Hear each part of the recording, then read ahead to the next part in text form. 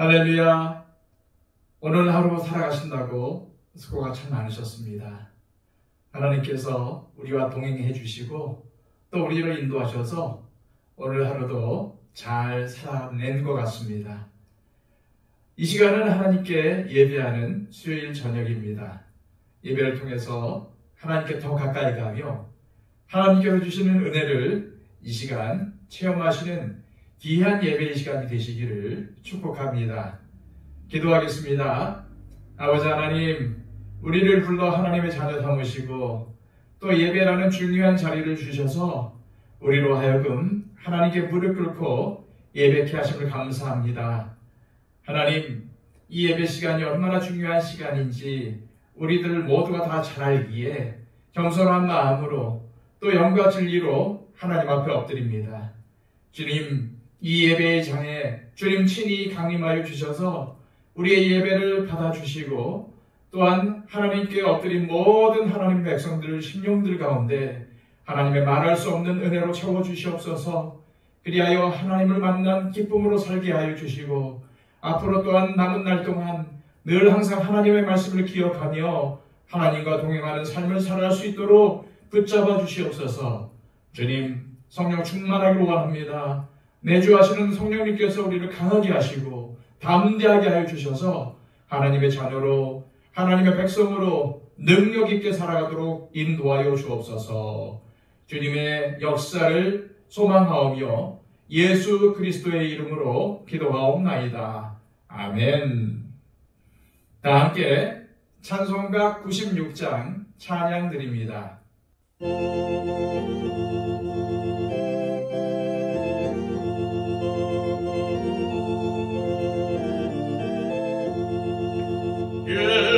예수님은 누구신가? 오는 자의 위로와 없는 자의 풍성이며 천한 자의 높음과 잡힌 자의 노임되고 우리 기쁨 되시네. 예수님은 누구신가? 약한 자의 강함과 눈먼 자의 빛이시며 병든 자의 고침과 죽은 자의 부활되고 우리 생명 되시네. 예수님은 누구신가? 초한 자의 정함과 죽을 자의 생명이며 죄인들의 중보와 멸망자의 구원되고 우리 평화 되시네.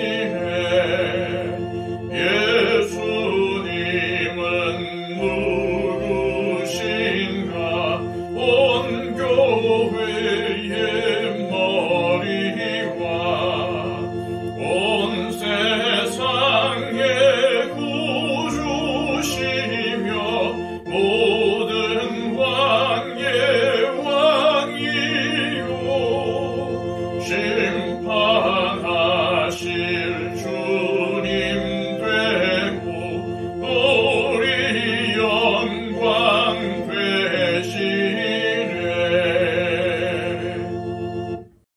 찬송 하나 더 하겠습니다. 함께 부를 찬송가는 484장입니다.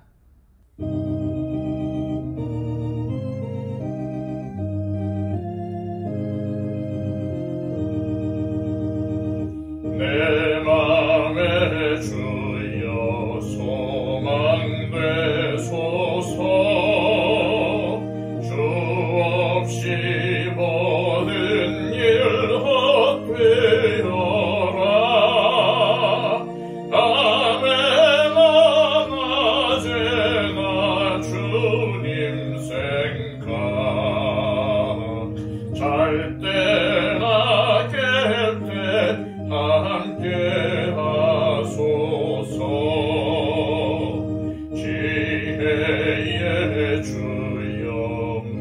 말씀으로서 언제나 내 안에 계십소서. 주는 내 아버지 나를 아들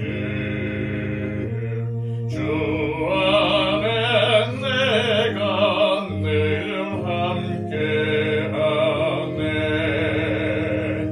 세상의 영광 난 보여도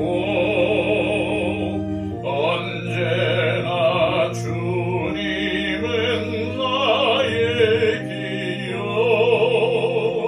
주님만 내 맘에 계시오니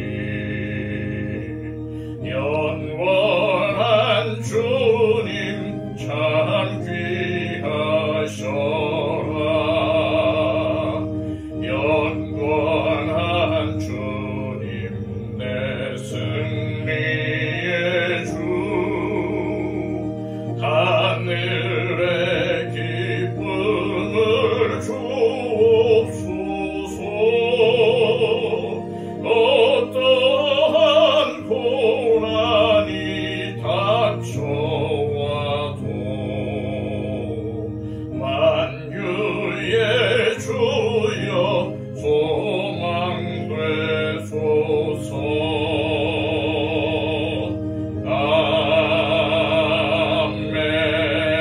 아멘. 이 시간 우리에게 주시는 우리 하나님의 복된 말씀은 신약성경 요한복음 6장 60절에서 마지막 71절까지의 말씀입니다. 신약성경 154쪽입니다. 제자 중 여럿이 듣고 말하되 이 말씀은 어렵도다. 누가 들을 수 있느냐 한데 예수께서 스스로 제자들이 이 말씀에 대하여 수군거리는 줄 아시고 이르시되 이 말이 너희에게 걸림이 되느냐? 그러면 너희는 인자가 이전에 있던 곳으로 올라가는 것을 본다면 어떻게 하겠느냐? 살리는 것은 영이니 육은 무익하니라. 내가 너희에게 이른 말은 영이요 생명이라. 그러나 너희 중에 믿지 아니하는 자들이 있느니라 하시니 이는 예수께서 믿지 아니하는 자들이 누구며 자기를 팰 자가 누구인지 처음부터 아심이로라. 또 이르시되 그러므로 전에 너희에게 말하기를 내 아버지께서 오게 하여 주지 아니하시면 누구든지 내게 올 수 없다 하였노라 하시니라. 그때부터 그의 제자 중에서 많은 사람이 떠나가고 다시 그와 함께 다니지 아니하더라. 예수께서 12 제자에게 이르시되 너희도 가려느냐? 시몬 베드로가 대답하되 주여 영생의 말씀이 주께 있사오니 우리가 누구에게로 가오리이까? 우리가 주는 하나님의 거룩하신 자이신 줄 믿고 알았사옵나이다. 예수께서 대답하시되 내가 너희 12를 택하지 아니하였느냐? 그러나 너희 중에 한 사람은 마귀니라 하시니 이 말씀은 가룟 시몬의 아들 유다를 가리키심이라. 그는 12 중에 하나로 예수를 팔 자로라. 아멘. 그 유명한 워터게이트 사건으로 스스로 사임한 미국 대통령이었던 리처드 닉슨에게는 찰스 콜슨이라는 유능한 보좌관이 있었습니다. 그는 자신이 미국뿐만 아니라 전 세계의 움직임을 주도할 수 있다고 생각한 자신만만한 사람이었습니다. 그러다가 워터게이트 사건을 조작하고 그로 인해서 한순간에 몰락하고 맙니다. 권력의 핵심부에서 그야말로 하루아침에 밑바닥까지 떨어지게 된 것입니다. 조사가 진행되고 여러 가지 증거들이 확실해지면서 찰스 콜슨은 감옥행을 피할 길이 없게 되었습니다. 그는 워터게이트 사건으로 조사를 받던 중 탐 필립스라는 친구와 만납니다.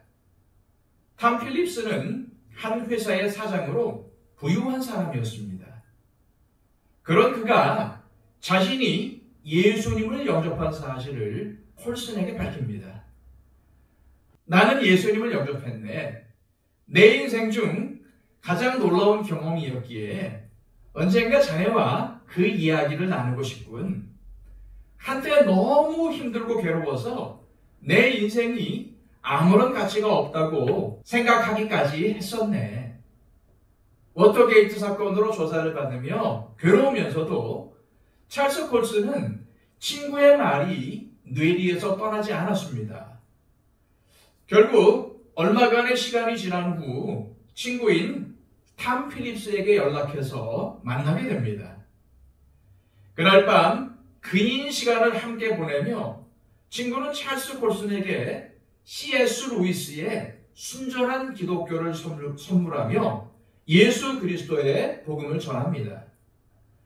그리고 친구와 함께 영접 기도를 하고 콜슨은 그 집을 나와서 차에 타서 시동을 걸렸는데 눈에서 눈물이 하염없이 흘러내렸습니다. 눈물을 흘리는 자신의 모습에 화가 나는데도 눈물이 계속해서 흘러내립니다. 결국 그는 그 자리에서 하나님, 당신을 어떻게 찾을 수 있는지는 모르겠지만 애쓰겠습니다. 나를 받아주소서 하며 하나님을 믿을 것을 결단했습니다. 수감 생활을 마치고 사회에 나온 찰스 콜슨은 교도소 선교회를 설립해서 감옥에 수감된 사람들에게 복음을 전하는 복음 전도자로 그리고 기독교 저술가로 헌신하다가 하나님의 품에 안겼습니다. 이 찰스 콜슨이 가장 좋아하는 성경 구절은 요나서 2장 4절이었습니다. 내가 주의 목전에서 쫓겨났을지라도 다시 주의 전을 바라보겠다 하였나이다. 무슨 말씀입니까? 하나님께서 자신을 쫓아내신다고 해도 하나님은 자신의 하나님이라는 말입니다. 그만큼 하나님을 부인할 수가 없다는 말이죠. 그러나 이 말씀은 동시에 우리와 하나님과의 관계에서 주도권은 하나님께 있다는 말이기도 합니다. 다시 말해서 나의 결단이나 노력 혹은 나의 의지로 하나님을 더 많이 만나기도 하고 하나님이 나를 떠나게 하기도 하는 것이 아니라 하나님께서 우리가 그분을 부인하거나 버릴 수 없도록 강하게 붙잡아 주시고 계속해서 만나 주시기에 우리가 계속적으로 하나님과의 관계를 지속하고 있다는 말입니다. 이처럼 하나님께서 철저히 우리를 붙잡고 계신 데 비해 우리는 그런 하나님을 알고 그 하나님께서 우리에게 얼마나 신실하신지 얼마나 크신 은혜와 자비로 우리를 붙잡아 주시는지를 알려고 하기보다는 서기관이나 바리새인들처럼 어떤 원칙이나 기준을 세워놓고 이것이 신앙이다, 이것이 믿음이다 라고 우리식으로 정하려고 한다는 것입니다. 이렇게 되면 어떤 일이 벌어질까요? 다른 사람들을 바라보는 눈이 편협해지고 서로 비난하고 정죄하게 됩니다. 왜요?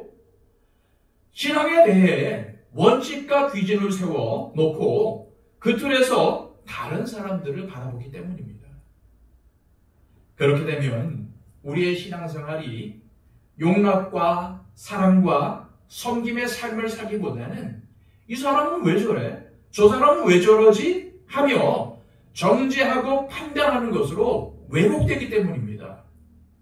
그리고 자신들이 세운 신앙적인 원칙과 기준을 잘 지키는 사람들은 은근히 자기의 신앙이 좋다고 자기가 의롭다고 자랑하는 일이 벌어집니다. 독일의 대표적인 신학자이며 루터교회 목사인 본회퍼 목사님은 자신을 교수로 초빙하고자 하는 미국의 유니언 신학교의 제안을 거절했습니다. 당시 히틀러의 나치 정권 치하에서 독일 교회가 처한 어려운 현실을 외면한 채 미국에 갈 수 없다는 이유로 미국에 가지 않고 독일에 남은 것입니다. 그러다가 히틀러 암살 음모에 가담했다는 이유로 체포된 후 나치 정권이 무너지기 직전인 1945년 4월에 사형을 당했습니다. 그는 감옥에 갇혀 있는 동안 많은 책을 저술하였는데 제자의 대가라는 책에서 값싼 은혜가 있다는 것을 언급하며 이렇게 말했습니다. 값싼 은혜는 교회의 치명적인 적입니다. 값싼 은혜란 싸구려 노점상의 물건들처럼 아무 데서나 마구 남용되는 은혜를 말합니다. 값싼 은혜는 사도적인 정신이 없는 은혜요, 십자가가 없는 은혜요, 그리스도가 없는 은혜입니다. 그러나 값진 은혜는 밭에 숨겨진 보물과도 같습니다. 값진 은혜를 얻기 위해 자기가 지닌 세상적인 많은 것들을 포기하기 때문입니다. 그 은혜의 대가를 예수께서 죽음으로 대신 지불해 주셨음을 깨닫고 그 은혜를 값비싸게 여겨야 합니다. 대가를 지불하지 않고 받는 은혜는 헛된 은혜가 되기 쉽기 때문입니다. 그렇습니다. 우리는 알게 모르게 하나님의 귀한 은혜를, 하나님의 구원의 은혜를 싸구려로 만들고 있지는 않습니까? 나의 생명을 구원한 예수 그리스도의 구원의 십자가를 외면한 채 서기관과 바리새인들처럼 주님께 대한 헌신과 말씀에 대한 순종 없이 자신이 세운 원칙과 기준에 갇혀서 이것이 신앙이라고 하며 다른 사람들을 정죄하거나 판단하며 살고 있지는 않습니까? 요나서 2장 4절 말씀에 요나의 고백을 다시 떠올려 보십시오.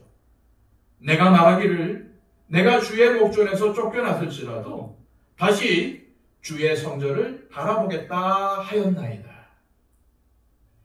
이 고백이야말로 모든 것들을 잃더라도 주님 안에서 그 모든 것보다 소중한 가치, 즉 예수 그리스도를 통해 이루어진 값비싼 은혜를 발견한 사람의 고백이 아닐까요?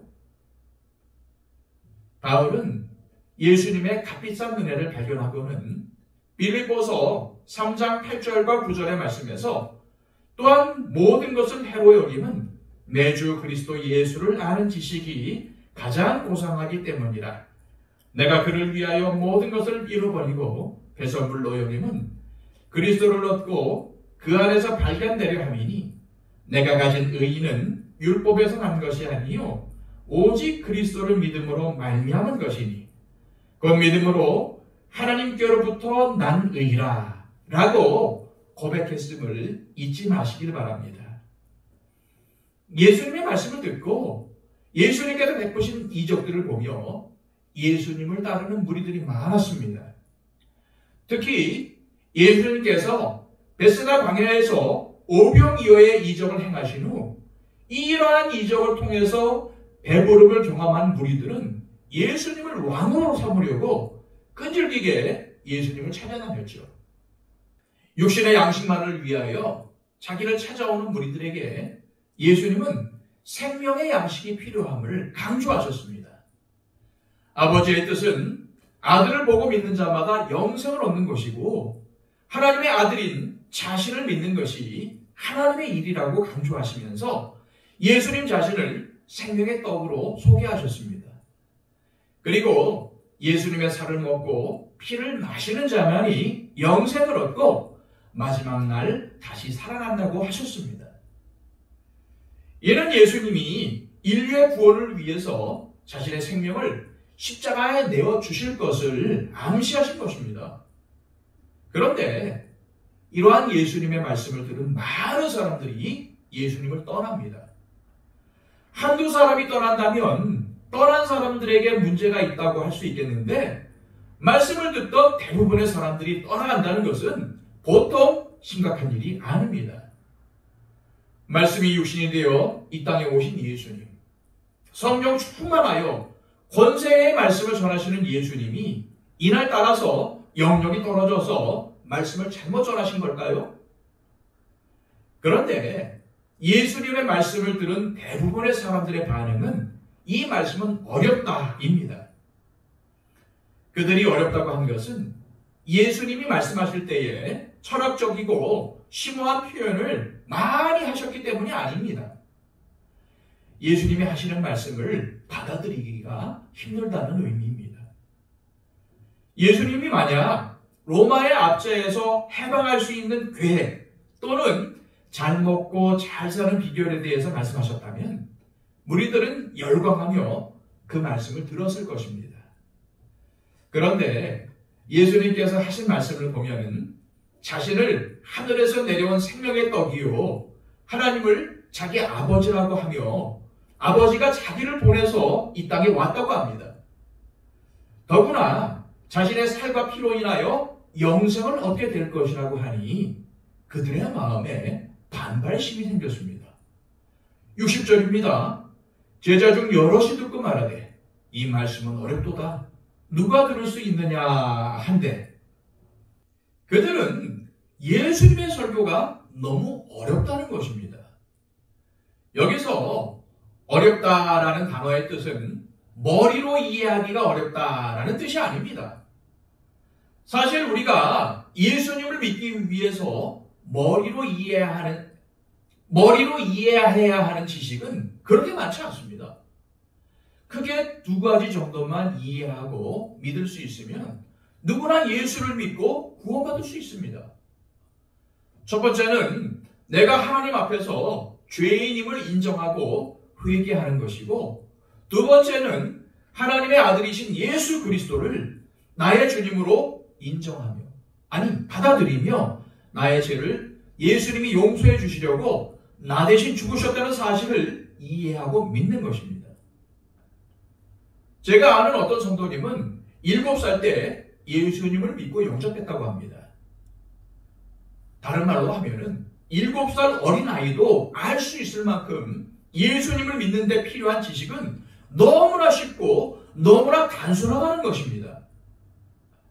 따라서 여기서 사용된 어렵다라는 단어의 뜻은 머리로 이해하기가 어렵다라는 뜻이 아니라 마음으로 받아들여 믿기가 어렵다라는 의미입니다. 왜냐하면 그들의 대화에 대한 예수님의 답변을 확인해 보면 금방 알 수 있습니다. 61절입니다.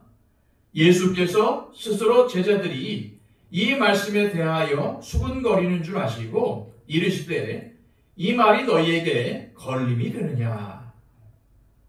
걸림이 되다라고 번역된 원어의 의미는 넘어지게 하다라는 의미를 가집니다. 예수님의 말씀이 받아들이기 어렵고 마치 음식이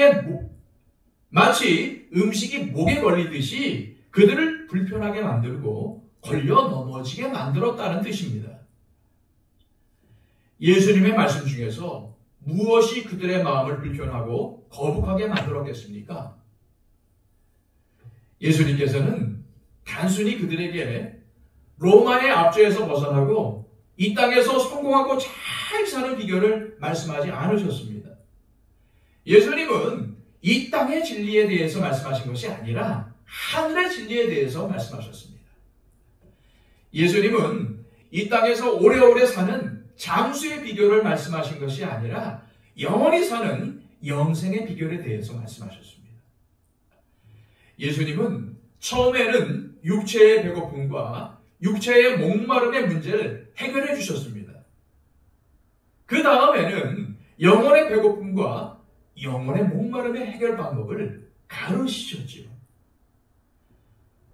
그들은 빵과 고기만을 원했지만 예수님은 자신의 살을 먹고 자신의 피를 마셔야 한다고 말씀하셨습니다. 그들은 예수님이 이 땅에서 화려한 왕이 되기를 원했지만 예수님은 자신이 십자가에서 살이 찢기고 피를 흘리면서 비참하게 죽게 될 것이라고 말씀하셨습니다. 이러한 예수님의 설교는 지금 당장 자신들에게 닥친 현실적인 문제와는 아무 상관도 없는 것 같이 보였습니다. 그래서 그들은 계산기를 두들겨 보았습니다. 예수님을 따랐을 때에 무엇이 손해이고 무엇이 이익인지, 즉 손익 계산을 해보았습니다. 계산 결과 그들은 예수님을 떠나는 것이 예수님을 따라다니는 것보다 차라리 낫겠다고 생각했습니다. 그래서 그 수많은 무리들뿐만 아니라 예수님과 생사거락을 함께 하겠다고 다짐했던 제자들까지도 예수님을 버리고 떠나게 된 것입니다. 예수님은 그들을 붙잡아도 시원치 않은 상황에 오히려 자신을 떠나려는 사람들에게 이렇게 도전을 하십니다. 62절입니다. 그러면 너희는 인자가 이전에 있던 곳으로 올라가는 것을 본다면 어떻게 하겠느냐? 너희들은 내가 하늘에서 내려온 생명의 떡임을 믿지 못하고 있는데 하물며 내가 부활승천하는 것을 보아도 믿지 않을 것이라는 말입니다. 이어서 예수님은 63절에서 살리는 것은 영이니 육은 무익하니라. 내가 너희에게 이른 말은 영이요 생명이라 하시면서 예수님의 말씀을 문자적으로 이해하려고 하지 말고 영적으로 이해하라고 하십니다. 어떻게 예수님의 살을 먹고 예수님의 피를 마십니까? 그것은 예수님의 말씀을 통해서입니다. 생명의 떡이신 예수님은 입으로 먹는 것이 아니라 마음으로 먹어야 합니다. 즉 믿음으로 받아들여야 합니다. 그럴 때에 그 말씀이 우리를 살립니다. 그 과정 속에서 성령님께서 역사하십니다. 다시 말해서 성령님께서 말씀을 통하여 우리에게 생명을 얻게 하시는 것입니다. 살리는 것은 영이니 라는 말씀은 살리는 것은 성령이라는 의미입니다. 예수님은 당신의 영이신 성령님을 통해서 우리 안에 거하십니다. 이처럼 그리스도의 영이 우리 안에 계시면 몸은 그리스도와 함께 죽고 영은 살게 됩니다. 아버지 하나님께서 예수 그리스도를 죽은 자 가운데서 일으키신 것처럼 우리의 죽을 몸도 성령으로 말미암아 다시 살리실 것입니다. 또한 육은 무익하니라 라는 말씀에서 육은 예수님의 말씀을 받아들이지 못하게 하는 인간의 타락한 본성, 세상을 향한 탐욕을 의미합니다. 아무리 많이 가지고 높은 자리에 올라도 육은 생명을 줄 수가 없다는 의미입니다. 이처럼 예수님은 당신의 말씀이 곧 영이요 생명이라 하시면서 자신의 말씀이 사람을 살리는 것이라고 하십니다. 그러므로 사람들이 참된 생명을 얻고자 한다면 예수님의 말씀을 겸손한 태도로 받아들여야 합니다. 인생이 길어야 100년인데 영원이라는 시간에 비하면 100년이라는 시간은 그저 한 점에 불과합니다. 이 땅에서의 생명이 끝나면 그것으로 다 끝나는 게 아니라 또 다른 세계가 우리를 기다리고 있습니다. 그런데 예수님은 내 말을 듣고 나를 보내신 이를 믿는 자는 영생을 얻고 심판에 이르지 않는다고 말씀하셨어요. 예수님을 믿는 자는 생명의 부활을 경험합니다. 그런데 믿지 않는 자에게는 무서운 심판이 기다리고 있음을 우리는 항상 기억해야 합니다. 사람들이 교회를 떠나는 이유가 여러 가지 있습니다. 그중 하나는 무언가 소기의 목적을 달성하였고 더는 얻을 것이 없다고 생각하기 때문입니다. 또한 계속 있어봤자 자기가 원하는 것을 이룰 가능성이 없어 보이기 때문입니다. 또 하나는 그곳에서 자기를 알아주지 않는다고 생각하거나 있어 보았자 별로 존재 의미를 느끼지 못하기 때문입니다. 예수님을 따를 것인가 아니면 떠날 것인가 하는 문제는 예수님이 누구신지를 바로 아는가에 달려 있습니다. 오늘 본문에 예수님을 떠난 제자들은 원래 믿음이 있었는데 예수님을 따라다니다 보니까 시험이 들어서 믿음을 잃은 것이 아니라 아예 처음부터 믿음이 없었습니다. 여러분, 믿음이 없다는 것, 즉 불신앙에 대해서 어떻게 생각하십니까? 불신앙은 결코 이해 능력이 부족하기 때문이 아닙니다. 오히려 불신앙은 하나님의 진리를 거부하고자 하는 악하고 강력한 영적 성향을 말합니다. 따라서 누구든지 이러한 불신앙 가운데 있으면 겸손히 주님 앞에 엎드려 진리를 알려고 하지도 않고 하나님의 말씀을 열린 마음으로 받아들일 수가 없습니다. 예수님을 떠난 무리들이나 제자들도 주님을 찾아와 믿고 순종하는 채 하고 있었지만은 실제로 믿고 있었던 것은 아니었습니다. 이들은 자기의 교만과 욕심 때문에 예수님을 떠난 것이지 예수님께서 억지로 쫓아내서 떠난 것이 아니었습니다. 한 사람이 곁을 떠나도 마음이 안 좋은데 여러 제자들이, 아니 많은 제자들이 떠났을 때에 예수님의 마음은 어떠셨을까요? 그런데 예수님은 떠나는 제자들을 붙잡지 않으셨습니다. 그리고 놀라지도 낙심하지도 않으십니다. 예수님은 64절에서 그들은 아버지께서 자기에게 오게 하여 주지 않은 자, 즉 하나님이 택하신 자들이 아니라고 말씀하십니다. 그렇기에 그들은 길이요 진리요 생명이신 주님을 따라 영생의 길로 나아가지 못하고 육적인 생활로 돌아갔습니다.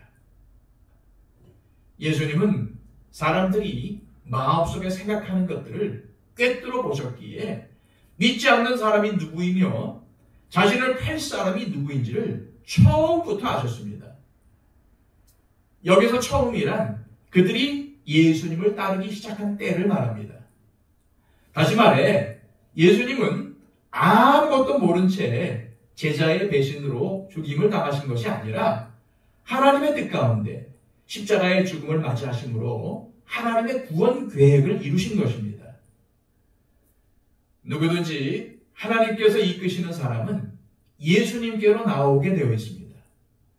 오늘 본문에서 제자들 중에서 여럿이 예수님의 말씀을 듣고 예수님을 떠난 장면은 우리에게 의미심장한 도전을 던져줍니다. 다시 말해 우리도 그들처럼 예수님을 떠나거나 혹은 예수님을 배반할 수 있음을 잊지 말라는 겁니다. 하지만 모든 제자들이 다 떠난 것은 아니었죠. 12명의 제자들은 남았습니다. 그런데 예수님께서 남은 12명의 제자들에게 물으십니다. 67절입니다. 예수께서 12제자에게 이르시되 너희도 가려느냐? 물론 가룟 유다가 포함되어 있었지만은 이 12명은 예수님에게는 핵심 멤버였습니다. 만약 그들마저 다 떠나버린다면 예수님의 사역은 조금 힘들었을 것입니다. 이때 베드로가 예수님의 마음을 시원하게 할 놀라운 고백을 하죠. 68절입니다. 시몬 베드로가 대답하되 주여 영생의 말씀이 주께 있사오니 우리가 누구에게로 가오리이까? 우리가 주는 하나님의 거룩하신 자이신 줄 믿고 알았사옵나이다. 무슨 말입니까? 이 베드로의 고백은 주님을 떠나서는 자기들은 갈 데가 없다는 말입니다. 그런데 베드로가 왜 갈 곳이 없었겠습니까? 베드로는 원래 직업이 어부였으므로 다시 어부 생활로 돌아가면은 나름대로 경제적으로 안정된 생활을 유지할 수 있었을 것입니다. 그러나 그에게 안정된 생활이 인생의 목적이었다면은 그는 처음부터 예수님을 따르지 않았을 겁니다. 베드로가 내가 예수님을 버리고 누구에게로 가오리까? 라고 말한 것은 그가 예수님을 따르는 목적이 안정된 생활이 아니고 영원한 생명을 얻기 위함이었기에 그는 영원한 생명을 주시는 예수님만을 따르겠다고 고백한 것입니다. 결국 예수님을 따랐던 사람들 중에서 예수님을 끝까지 따른 사람들과 중도에 포기하고 떠난 사람들의 차이가 무엇이라고 생각하십니까? 그것은 바로 예수님을 따랐던 목적이 무엇이었는가에 따라 그 차이가 생긴 겁니다. 자신들의 배고픔만을 해결하는 것이 목적이었던 사람들에게는 현실적으로 마음에 와닿지 않았던 영원한 생명만을 외치시는 예수님은 더 이상 따르고 싶은 분이 아니었습니다. 자신들의 왕이 되셔서 자신들의 모든 문제를 해결해 주기를 바랬지만 자신의 살이 찢기고 피를 흘려 죽어야 너희에게 영생을 줄 수 있다고 말씀하시는 예수님은 더 이상 따르고 싶지 않았습니다.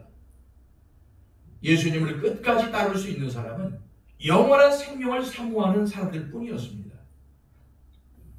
물론 이 말씀은 이 땅의 문제, 즉 배고픔의 문제, 건강의 문제, 안정된 경제생활, 노후 문제 등은 무관심해도 된다고 하는 말씀은 아닙니다. 왜냐하면 예수님께서 이 땅에 오셔서 하신 일들을 잠깐만 살펴보아도 알 수 있습니다. 예수님께서 이 땅에 오셔서 가장 많이 하신 일이 무엇이었습니까? 병든 자를 고치시고 귀신을 쫓아내셨습니다. 예수님은 그 누구보다도 사람들의 건강의 문제에 큰 관심을 갖고 계셨습니다. 그리고 물을 포도주로 바꾸는 이적을 통해서 망칠 뻔한 결혼식을 무사히 치르게 해주셨습니다. 38년 된 병자의 병을 고쳐주셨고 풍랑으로 바다에 빠질 뻔한 제자들을 안전하게 구해주셨으며 오병이어의 이적을 통하여 배고픔에 굶주린 사람들을 먹이셨습니다.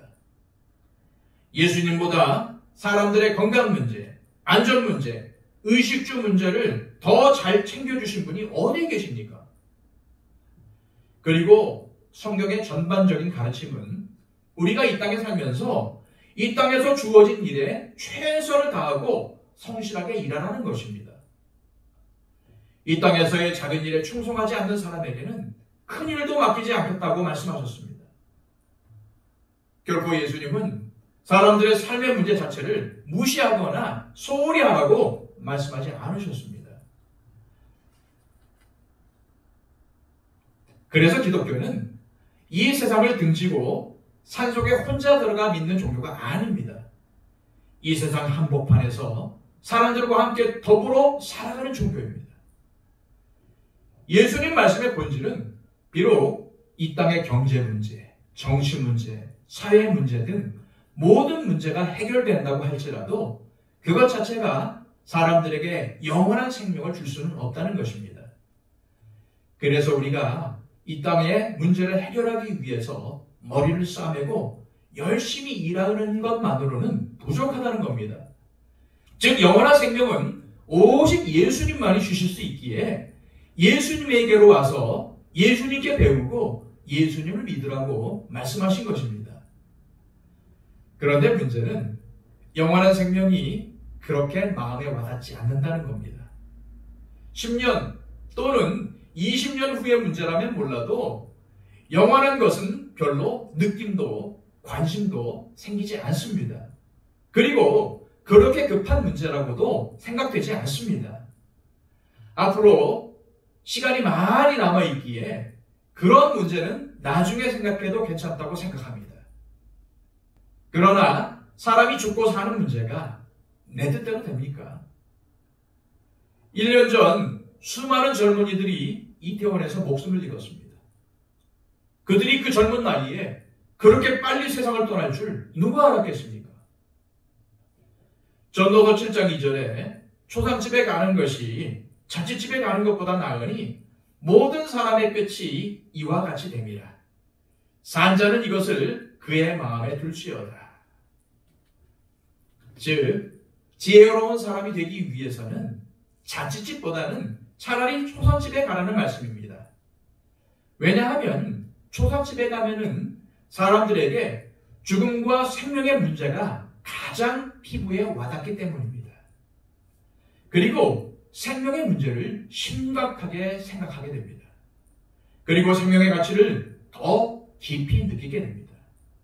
그리고 영원한 미래를 어떻게 준비하는 것이 현명한지 곰곰이 생각하게 됩니다. 성경에서 가장 어리석은 사람이 누구라고 말씀하십니까? 시편 14편 1절에는 어리석은 자는 그의 마음에 이르기를 하나님이 없다 하는도다. 그들은 부패하고 그 행실이 가증하니 선을 행하는 자가 없도다. 하나님이 존재하지 않는다고 믿는 사람이 가장 어리석은 사람이라는 말입니다. 왜 그들은 하나님이 없다고 말하는 걸까요? 그것은 하나님이 우리의 육신의 눈으로는 보이지 않기 때문입니다. 사람들은 내 눈으로 보고 내 눈으로 확인할 수 없는 것은 어느 것도 믿으려고 하지 않습니다. 사람들이 이 땅의 일에는 큰 관심을 갖지만 영원한 생명에 관심을 갖지 않는 것은 영원히 살아계시는 하나님이 없다고 생각하기 때문입니다. 왜냐하면 영원하신 분이 계시지 않는다면 구태여 영원한 것에 관하여 고민할 이유가 없기 때문입니다. 그래서 그런 사람들이 가장 두려워하는 것이 무엇인지 아십니까? 그것은 혹시라도 하나님이 살아계신다는 사실이 증명이 되는 것입니다. 그래서 그런 사람들은 스티븐 호킹 같은 유명한 과학자가 하나님이 우주를 창조하신 게 아니라는 무슨 이론을 발표하면 안도의 한숨을 쉬게 되는 것입니다. 그러나 하나님은 영원 전부터 영원 후까지 살아계십니다. 그래서 우리는 하나님과 함께 영원한 생명을 누리든지 아니면 하나님의 생명이 없는 곳에서 영원한 형벌을 받든지 둘 중 하나를 선택해야 합니다. 그렇다면 누가 가장 지혜로운 사람입니까? 눈에 보이지 않는 하나님에 대한 참된 가치를 아는 사람입니다. 고린도후서 4장 18절에는 우리가 주목하는 것은 보이는 것이 아니요 보이지 않는 것이니 보이는 것은 잠깐이요 보이지 않는 것은 영원함이라. 우리가 이 땅을 살면서 우리 눈에 보이는 이 세상의 것에 더 큰 관심을 두게 되면 눈에 보이지 않는 영원한 것은 나의 관심에서 점점 벗어나게 됩니다. 그리고 나의 피부에 와닿지 않는 딴 세상 이야기처럼 들리게 될 뿐입니다. 그리고 눈에 보이는 것만을 따라가게 되면 결국 눈에 보이지 않는 것을 말씀하시는 예수님의 말씀은 그저 공허한 메아리처럼 들리게 될 뿐입니다.